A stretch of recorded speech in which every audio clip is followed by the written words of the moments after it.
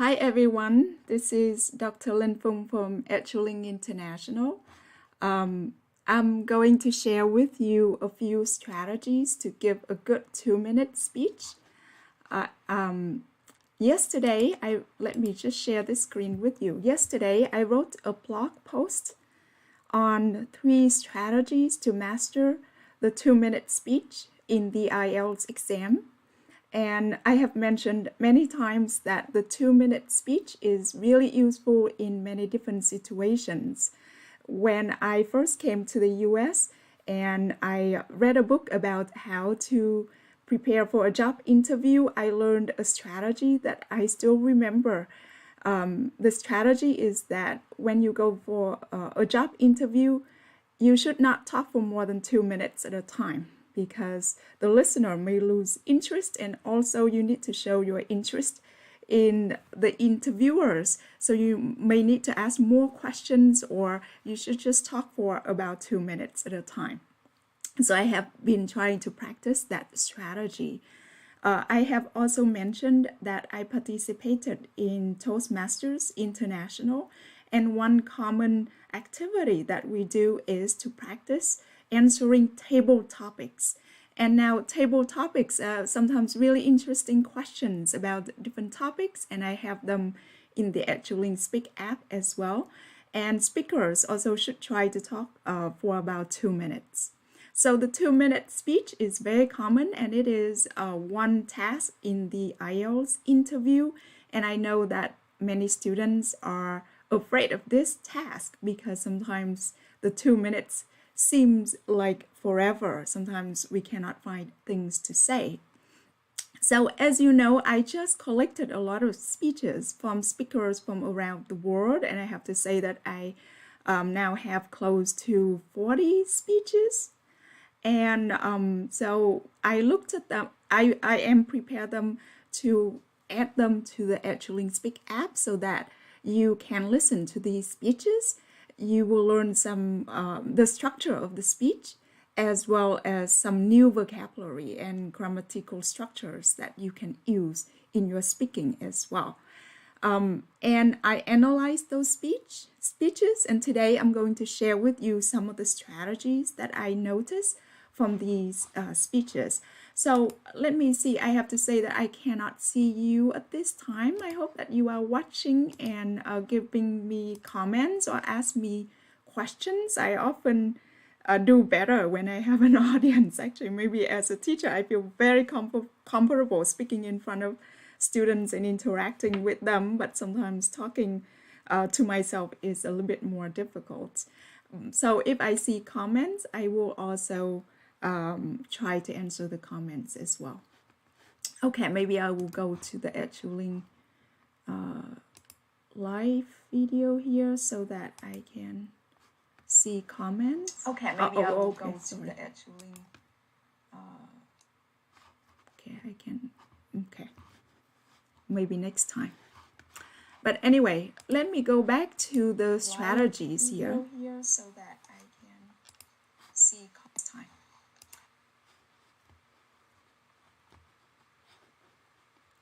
Okay. The first strategy that I would like to share with you is you may give a speech like you write an essay. Of course, writing an essay is a big task and you have a lot of time to do it, but you can think of the structure of a speech in the same way as a structure of an essay. You have an introduction, you have the body, and you have the conclusion. And in fact, one of the speakers in our database uses this strategy quite often. For example, when asked about a difficult skill, he starts by saying that there are a lot of difficult skills that we have to learn in life. So you can say that this is like an introduction to a topic, because that's what you also need to do when you write an essay, right? You need to introduce the topic, and in this case, the topic is difficult skills. So you may think of a general statement to say about this topic, and he says there are a lot of difficult skills that we have to learn in life. And in the next sentence, you can tell the listener what skill that is. You don't really need a long introduction. You may have an introductory sentence like this, and then you have a thesis to tell the listener what you're going to talk about. So in this case, his thesis is that one difficult skill that I found especially challenging was setting up a WordPress blog. Some of you may be blogging and you may know WordPress. Actually, it's not easy to set something up first. So that is his introduction to the difficult skill that he's going to talk about. Now, he also has a conclusion in his speech. In writing, we have an introduction, we have the body, we have a conclusion. And in this case, he also has a conclusion to his speech. And he says, there are many skills that are challenging. You can see that he repeats the main points there. But when we put in some time, a lot of effort, and have the motivation to do it, we really can accomplish a lot of things. So you can see that this is like a conclusion to the speech, and he refers back to the topic of difficult skills and comments on the topic as well. Other examples in his speeches as well here, when asked to describe an elderly person, he also gives an introduction to the topic by saying, there are some people in the world who are very elderly and who are very special, right? He doesn't tell us immediately who that elderly person is, but he gives an introduction to the topic. And then he says, one person I want to tell you about is my grandmother. You can say that there are two sentences in his introduction here. So this is a way for you to expand your speech and create a structure to your speech. There's another example. Also, I have always loved traveling, but not all trips go exactly as I planned them. One trip in particular happened not so long ago at the beginning of the global COVID pandemic. You can see that again, he gives an introduction to the topic of trips not going as planned, right? And then he tells us what trip he's going to describe. Strategy 2. This is something that I myself use quite often, and I often advise students to do, that whenever you have to answer the question why, think of at least 3 reasons, because when you have 3 reasons in mind, you may think of more ideas to explain those 3 reasons. And other speakers also use this strategy. So think of at least 3 reasons to answer the why question in the IELTS speaking part 2. Usually there's a why question. Why you like something, why you think that somebody is a special person. So when answering the prompt of describing a favorite artist, Phương Anh actually describes Ariana Grande. She's a very famous singer from the US. And when explaining the reasons why she admires this artist, she thinks of 3 reasons, right? The first reason is her remarkable talent, and then she goes on to describe her talent. And then the second reason, perhaps the most special thing about that people remember her by, is her super high notes. And then she goes on to talk about her ability to sing super high notes. And then finally, she has the third reason. In addition to her talent, I also admire her strong heart. So you can see that when you can think of 3 reasons, then you can add ideas to explain these reasons.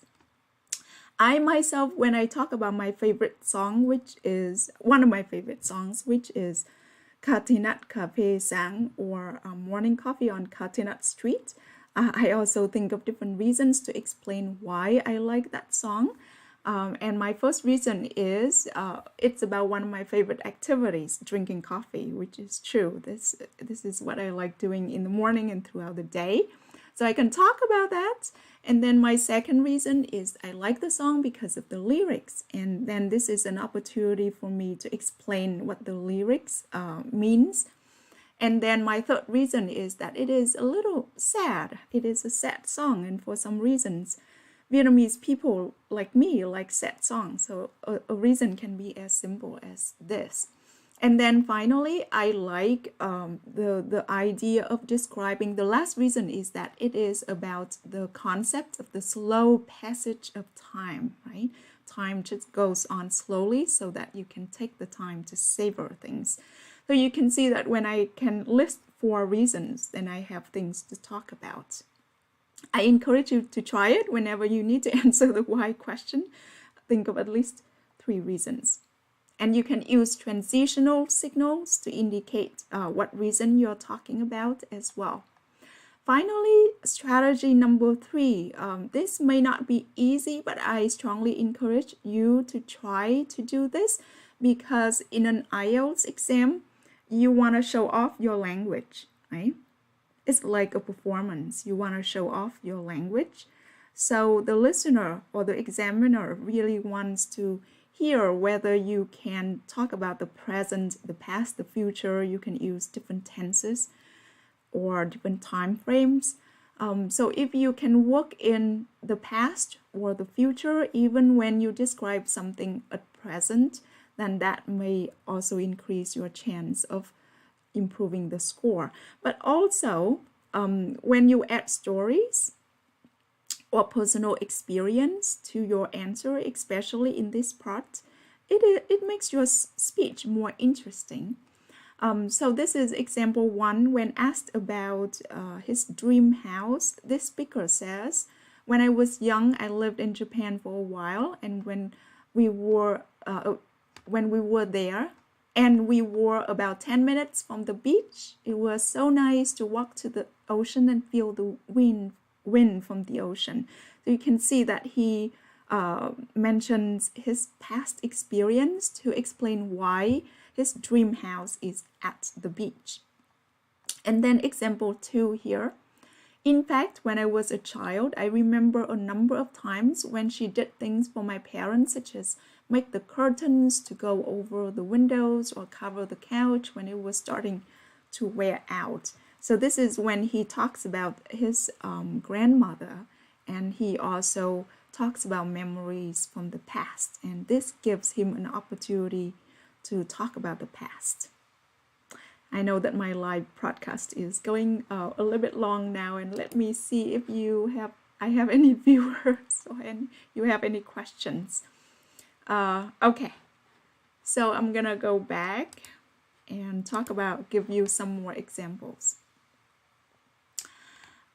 Okay, apart from talking about the past, you may talk about the future, and it is kind of natural to talk about the future close to the end of your speech, right? Talk about your hopes and dreams and what you want to do in the future.